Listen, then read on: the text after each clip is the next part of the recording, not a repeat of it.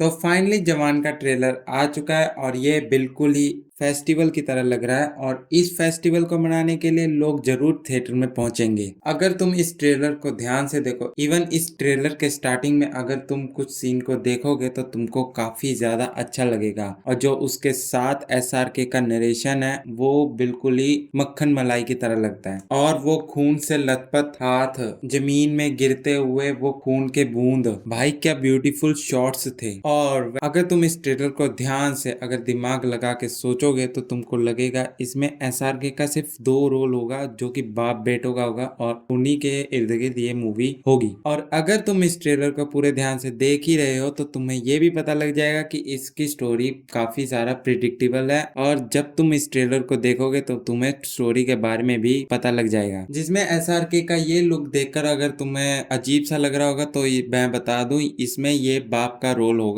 और इन मूंछों को अगर ध्यान से देखो तो तुमने पहले से भी देखा होगा इस मूंछों को। अगर याद नहीं आया तो मैं बता दूं ये ओम शांति ओम का वो जो फनी सीन नहीं था, जन्ना रसकला माइंडेड वाला सीन जिसमें दीपिका पादुकोण और शाहरुख खान नकली एक्टिंग करते हैं, याद आया फिर? तो हम उस तरफ न जाकर ट्रेलर की तरफ आते हैं जिसमें विक्रम इस वाले लुक पर फौज में अपनी ड्यूटी निभा रहे हैं, उसके साथ ही और उसी समय उसकी मुलाकात काली नाम से होगा जो कि विजय सेतुपति का ही कैरेक्टर होगा और इसी समय उनका आपस में नोकझोंक हुआ होगा जिससे इस मूवी का स्टार्टिंग पॉइंट मान सकते हो। या फिर क्योंकि काली कोई इलीगल काम कर रहा होगा और विक्रम उसे रोक रहा होगा और इन्हीं दो के कारण इनमें अनबन हो गई होगी और इन्हीं दोनों की लड़ाई में विक्रम हार गया होगा जिसके कारण उसे कई सारी चोटें आई होंगी और उससे किसी गांव में ले जाया होगा उसके इलाज के लिए, इसके कारण उसके शरीर में बहुत सारी पट्टियां लगी होंगी और कई सालों से वो वहां पर रह रहा होगा। लेकिन जब वो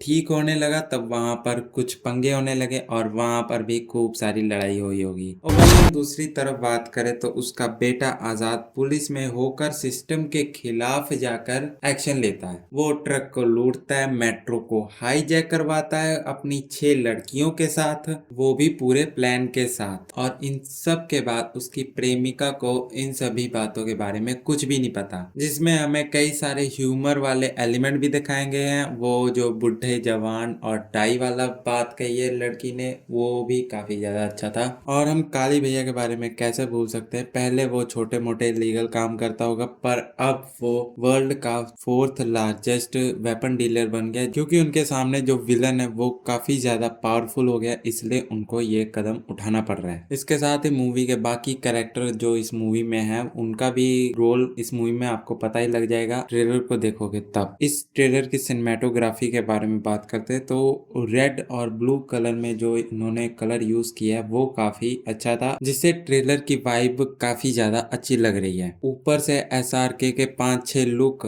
जिसमें सबसे ज्यादा मुझे वही पट्टी मम्मी वाला लुक ही अच्छा लग रहा है। और इसके साथ जोड़ दे वो एंड वाला सीन जब एसआरके मुंह में सिगार लिए और हाथों में बेल्ट लेकर लोगों की पिटाई कर ले, वो विक्रम का सीन काफी ज्यादा अच्छा था और मैंने खुद इसी ट्रेलर के इसी सीन को 4-5 बार ही देखा। और इन्हीं सभी बातों के साथ मैं फिर से बोल रहा हूँ मुझे ये ट्रेलर काफी ज्यादा पसंद आया। बात करें एक्शन की, लैंडस्केप शॉट्स की, वो 5-6 एसआरके के लुक प्लस वो रेड चिलीज का प्रोडक्शन लेवल जिसके कारण वीएफएक्स में काफी अच्छा लग रहा है। और मैंने तुमसे एक चीज पूछना भूल गया, तुमको ये ट्रेलर कैसा लगा? अगर अच्छा लगा वीडियो तो इस वीडियो को लाइक और चैनल पर नए हो तो सब्सक्राइब कर देना क्योंकि फोन में सब्सक्राइब का बटन सिर्फ लाइक से 2 इंच दूरी है, इसलिए कर देना।